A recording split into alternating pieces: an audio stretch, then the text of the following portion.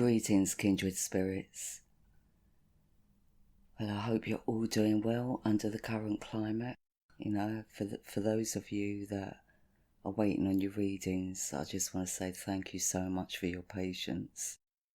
It really has been an intense and busy few weeks. And I've had to take some time out to meditate and clear my energy from the collective madness that's going on right now. So, thank you for your patience. I do feel like I'm back on the ball now, and I'm going to be working on them this week. So I've got through quite a lot actually, so there's just a couple to go. So if you're waiting also for me to reply to an email, then I have noted them and I will get back to you all very soon. So again, I would like to say thank you for your patience. So we have a new micro moon, or a micro new moon I should say. And Mercury shadow ends on the 29th. I'll get into that a little bit in a while. And we also have a 444 portal coming up. So we'll start with the new moon as usual. So the new moon takes place in Pisces in the true lifetime sky and begins on the 24th of March at 9:28 in the GMT time zone, at 5:28 in the EDT time zone, and at 20:28 in the AEDT time zone. Now our new moon will be involved in the grand aspect, a T-square. And this is created by the moon's nodes, who are always actually in opposition, like the south node, north node. They're always in opposition. But they are forming a T-square towards our moon, sun, Chiron the wounded healer, and the black moon Lilith. So this is definitely a very, very intense and emotional energy. I mean, T-squares tend to be quite stressful anyway. But it does show us where something needs to give in order to create more balance or boundaries in our lives. So in this instance, as I said, the moon will be in conjunction to the sun because it's a new moon, so it's always in conjunction to the sun, to Chiron and the black moon Lilith. Now the black moon Lilith is the caster of shadows who brings to surface our deepest fears. And in Pisces, this stressful energy is likely to be very contagious, as Pisces is the psychic sponge when it comes to others' emotions and thoughts. So it's important that we detach from all the hype and take a step back, as I said in my last podcast, to reflect and gain a sense of balance in a world that is in chaos right now. This is not the end of the world. This is a continuation of the awakening process that has been going on for a few years. And it's now escalated into a mass awakening. So in astrology, the moon's nodes represent the society we live in and environmental trends. But they also represent our karma and our destiny. At present in the true lifetime sky, the north node is actually in Gemini. And Gemini is the true ruler of the fourth house of home and family. But it is also the sign of communication, invention and the media.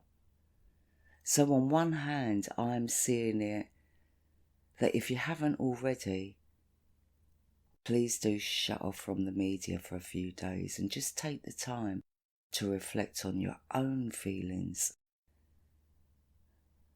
and ask yourself, what are they telling you? With our new moon in conjunction to Chiron and the black moon Lilith, and being at the cutting edge of the T-square formation, does suggest self-sabotage. And with the goddess Juno of commitments and domestic warmth sitting in opposition to our new moon, shows that the tipping point is going to affect our domestic harmony if we don't snap out of the negative thinking.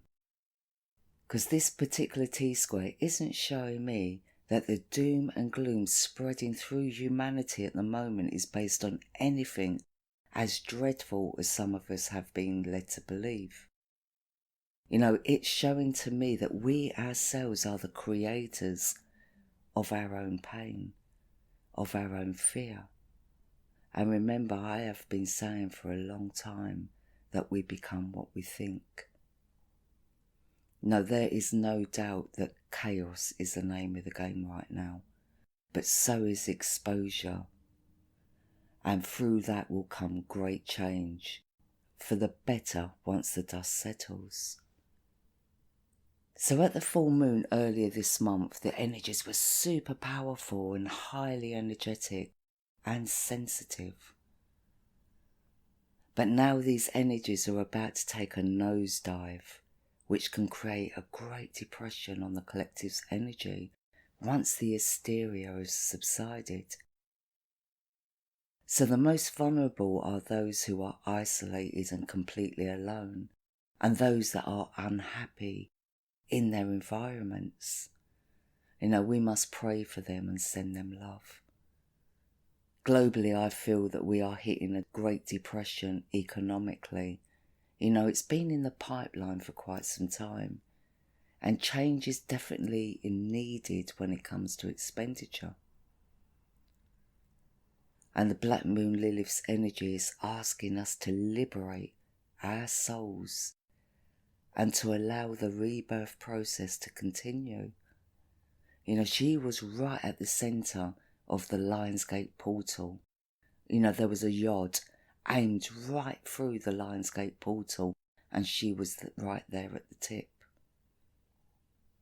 And it's been since then that the energies have been building up and preparing us for this major shift that is occurring. When I woke up this morning, and I'm recording this on the 21st, Saturday the 21st, I looked out of my window, as I do, drinking my coffee, and I couldn't help to feel blessed. It's a beautiful day today here in England. The sun is shining, the birds are tweeting with joy, and everything outside just seems so innocent and peaceful. And I'm not worried about the shops being empty because I trust. I trust that once everybody calms down, I'll be able to go out and get what I need once the stores stock up again. And I would say at this point, for those of you in situations where you don't have enough to get by, to contact your local government office for aid or guidance. It really is down to us as individuals in how we react to the environmental issues facing us. Do we act in fear and anxiety? Or do we raise our consciousness and connect to the spiritual oneness that is out there as well? Because the Black Moon Lilith in Pisces does cast a shadow over our ability to trust and creates an air of vulnerability which can lead to self-defensiveness or even trusting the wrong people or resorting to forms of escapism. So faith in ourselves and trusting our own intuition is vital throughout this new moon's energy. So the Mercury shadow will end on the 29th of March 2020 at 19:45 in the GMT time zone. When Mercury shadow finally ends, which will give us some leeway to move forward, although when Mercury does end his shadow period, he will be in square to the moon and in conjunction to Neptune. So the existing nervous tension will likely continue for a day or two. And again, there is a need for some of us to come back down to earth and step into our higher awareness. There is a serious lack of objectivity with these aspects. and a need for us to open our minds to new possibilities. So watch out for living on your nerves and the digestive system in general, since a lot of worry and concern are going to be riling up those acids in our stomach. So I recommend we drink plenty of warm drinks, especially warm water or water at room temperature. The good thing is that the moon itself will be in harmonious aspects to both the sun and Chiron, which will be good for public relations and improvement of health. So as long as we are working on self-nurture and calming our anxieties, then we can really get a grip on what needs to be done. And at this point, I want to thank all those that have been sending out positive messages to the collective, and to those of you that have made me laugh with your jokes. It really has been an emotional roller coaster for sure. So we have a 4-4 portal on the 4th of April. In the Hebrew Kabbalah, the number 4 represents Ixion, one of the Plutonians, and I've spoken about Ixion quite a few times now. And through my research, I have actually connected Ixion to the Egyptian Anubis, who is the son of Nephis and Osiris, and that would be Inanna and Enki in Sumerian. He was Osiris's firstborn son. And I will talk about this more in the video series I have been gathering information for, which I will be working on in the next month or so. The energies haven't been right for me to do it, and I've still been getting more information in. But anyway, Anubis is the prince of the underworld and is the weigher of the heart against the feather. So look him up if you'd like to know more about his story. But Ixion at present is at 3 degrees retrograde in Sagittarius, conjunct the South Node. So to me, this energy is all about clearing karmic patterns so that we can rebuild a foundation that is more honest and more just. So in numerology, 4 is the number of reality, logic, reason, order, separation, rebellion, opposition and chain reaction. And these are the laws of Ixion. And since this 444 portal adds up to 6, out of the 4 energy can come peace, commitment, cooperation. It also symbolises divination and alchemy. So I do feel that natural herbal remedies or a breakthrough in medicine will be achieved at some point over the next year. But I really do feel it's more along the lines of organic. The number 6 is associated to Venus, who represents both Isis and Nephis, the twin sisters. Isis was the adopted mother of Anubis, and Nephis his natural mother. So in effect, the 4 and 6 energy do work in harmony, both being protective and inventive.